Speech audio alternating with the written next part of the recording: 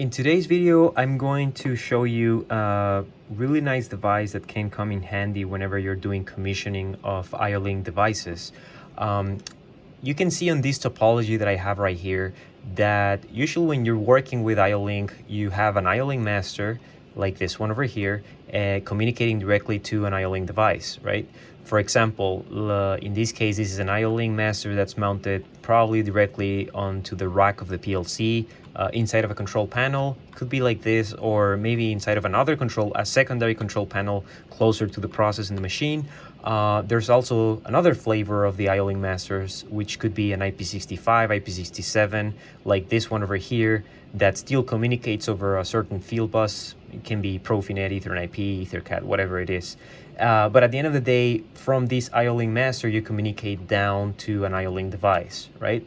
One of the big challenges that I've seen out there on the field is that sometimes you want to do commissioning of a certain device. Maybe you want to change some parameters or something prior or while you're building the machine. And sometimes for some reason you don't have this IO-Link master ready, it's not wired up, or perhaps it hasn't arrived yet, whatever it is.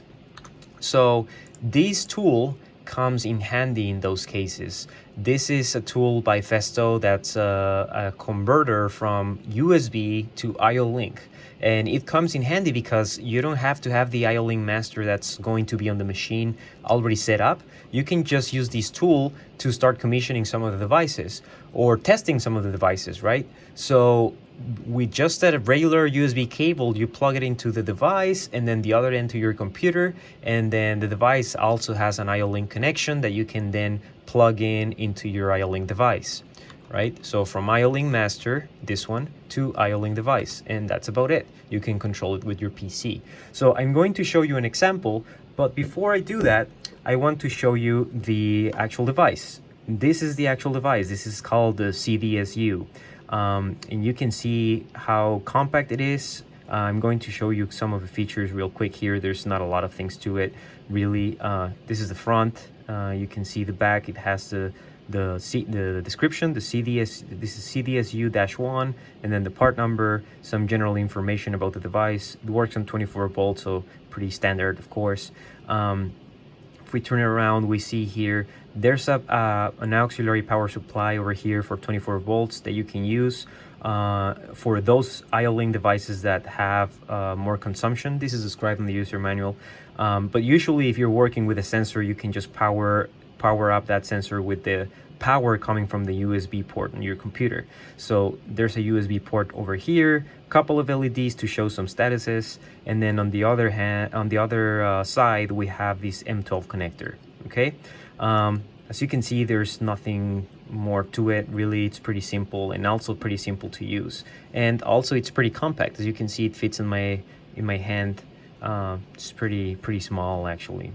So now, how do you use it? So if I go back to my computer over here, of course, you're going to need a software for it, right? You can just easily download that software from the Festo website by visiting festo.com or festo.us, type in CDSU, and then hit enter, and that'll take you to here. You can see the device over here. I'm going to click on this tab, support and downloads. And then after doing that, I'm going to click on software over here, and then click here for the software, and you're going to see the latest version available over there. You just click in here, and it's going to download a file that you can install on your computer. In this case, as you can probably guess, I already installed this on my computer, and it's this one over here. So I'm going to run that CDSU tool, and actually, first of all, I gotta plug it in, right? So if we go back here, I'm going to plug it in with my USB cable. The other end of this USB cable is going to my computer, and I'm going to plug it in here. You can see green light, that's good. Okay, now let's go back to the software. Now on the software, I'm going to enable this USB port, and let me just close this and open it again, just to make sure that nothing weird is going on. So now connect, and now it's talking to my USB to IO-Link master. now I'm going to open an IODD file. But what am I going to open? Well, let's go back here to the devices, to the hardware. So I'm going to set this aside, and I'm going to show you the device that I'm going to be working with today. It's going to be this sensor on top of this actuator. So this sensor here on the top. This is an SDAT sensor, and what this allows me to do is it allows me to detect the position of a pneumatic actuator throughout the stroke, right? So as you can see, this is a pneumatic actuator. In this case, this particular one is a stroke 100 millimeters. And if you see on the sensor, this is an M100. The M100 stands for the stroke, also for the position range, sensing range for the sensor. So this is going to be an SDAT MHS something, right? So let's go back to the software, open IODDs, click on that, and then I'm going to navigate to wherever I have that IODD file. I'm going to open that and then look for that M100. I open it, and there it is. So now the next thing that I need to do is, you can see here it says no IO-Link devices are connected. So let's go back to the hardware. So now I'm going to grab this cable over here, the end of this cable, and I already have a conversion here from M8 to M12. So I'm going to grab that M12 cable and plug it into my USB to USB to IO-Link master. So plug that in, and then you'll see on the screen that immediately that is recognized and says, oh yeah, there is a sensor.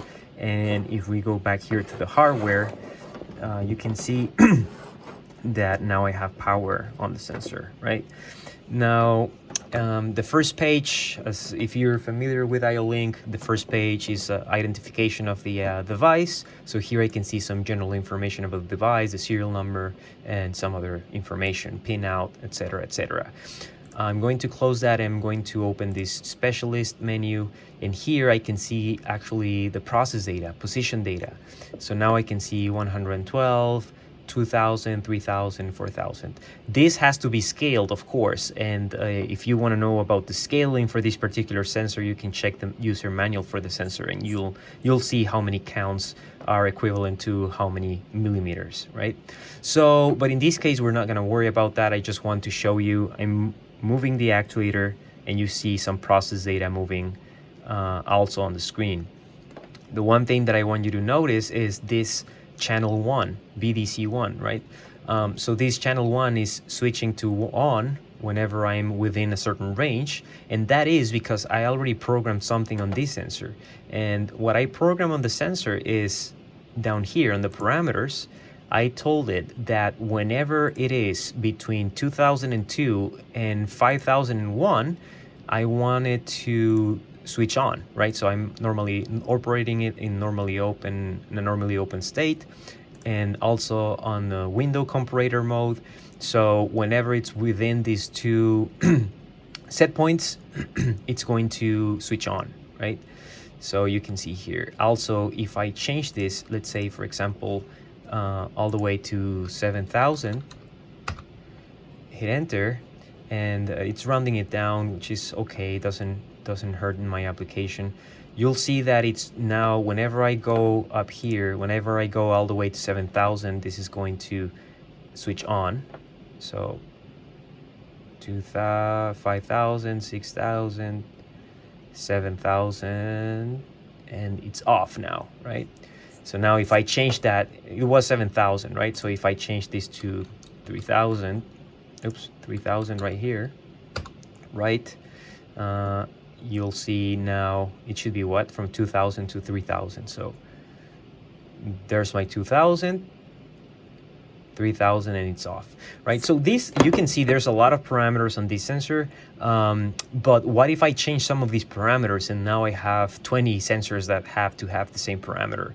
Well, you guessed right. This tool helps me to parameterize, just kind of like copy and paste. What I can do is I can save this parameter set, save to file. So, sorry, let me back up. File, parameter set, save to file, and then here I'm just going to navigate to a specific folder. CDSU test, and then I'm going to save this as SDAT, the name of the sensor, SDAT parameter set 10. So now I can save that, and if I plug in another sensor, a sensor that's with factory values, I can load from file and then bring in those values. Where were they? Temp, CDSU test, and this one, SDAT parameter set 10. Open, and that's it. I can write those parameters to the sensor and call it a day. So that was it. This is the that was the CDSU. Let me go back here. That was the CDSU IO-Link master to USB, or backwards USB to IO-Link master. Pretty useful tool to have around, and specifically if you're working with IO-Link devices. Anyways, hopefully you'll find it useful, and thanks for watching.